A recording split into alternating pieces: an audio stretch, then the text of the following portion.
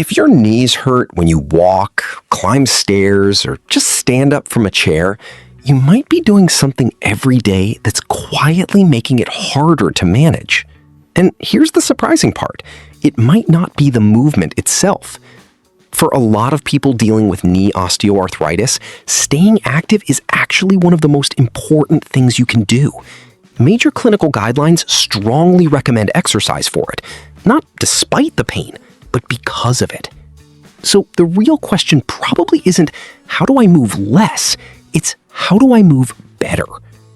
Today, I want to walk you through 3 mistakes that quietly make knee pain worse, and more importantly, what to do instead. And no, I'm not going to tell you to push through the pain. Let's get into the first one.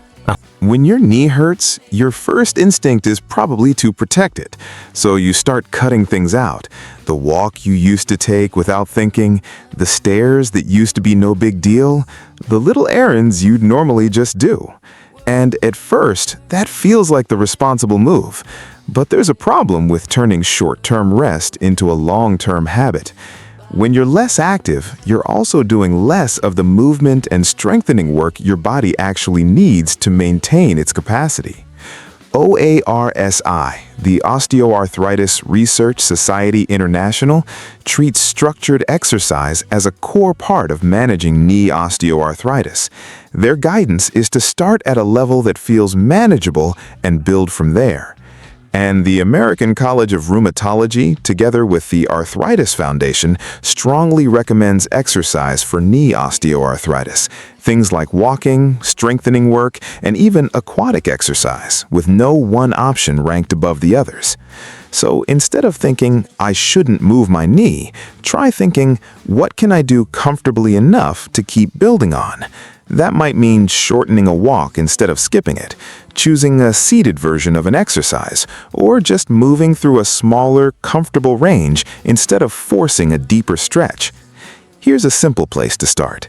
Sit down and slowly slide your heel toward you, bending the knee.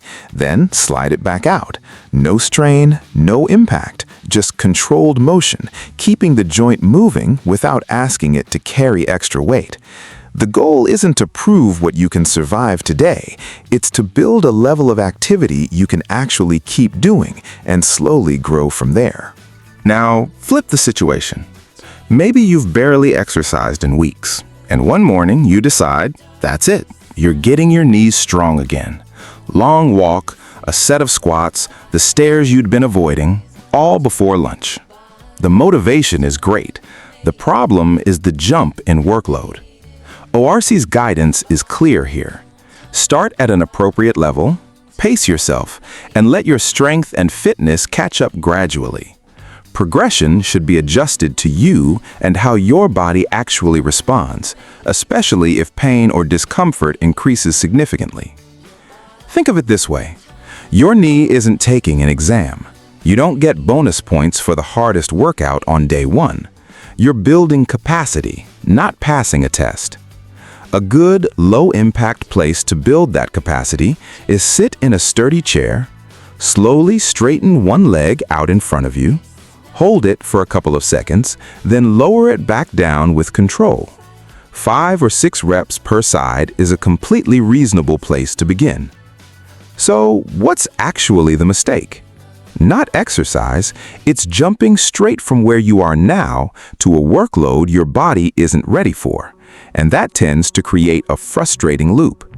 You push hard, your symptoms flare, you back off completely, you feel stiff and discouraged, and a few weeks later, you try again and repeat the whole thing.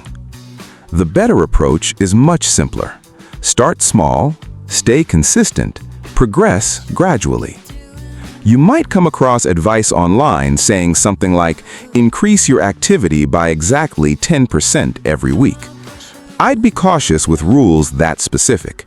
There isn't a universal percentage that can safely prescribe progression for every person with knee pain. It depends on your age, current fitness, symptoms, past injuries, and the type of exercise you're doing. So don't chase a number just because someone posted it with confidence. progress gradually, and pay attention to how your body actually responds.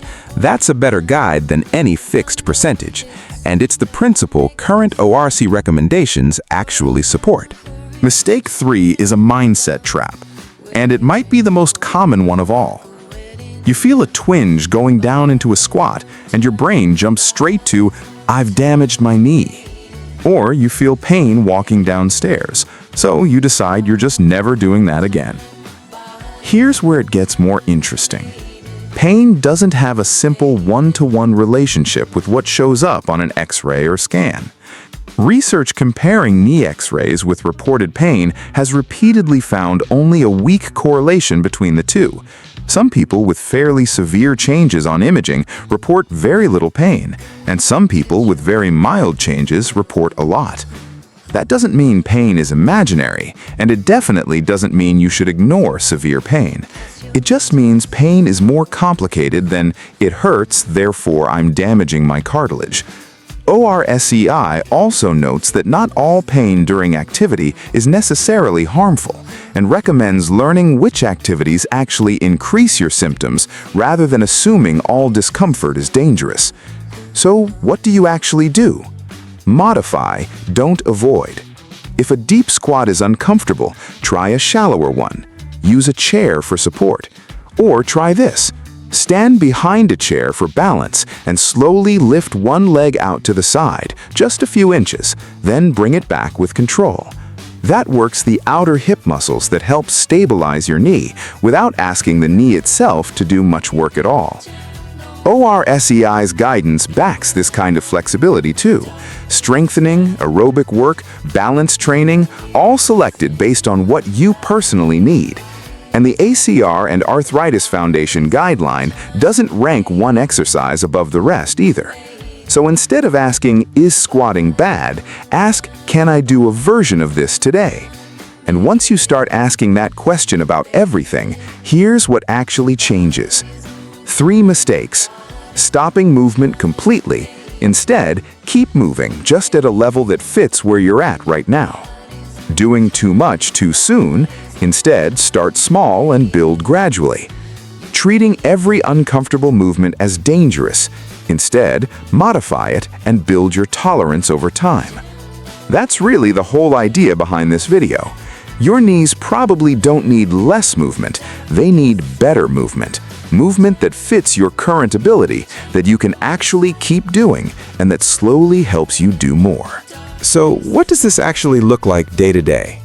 Start small.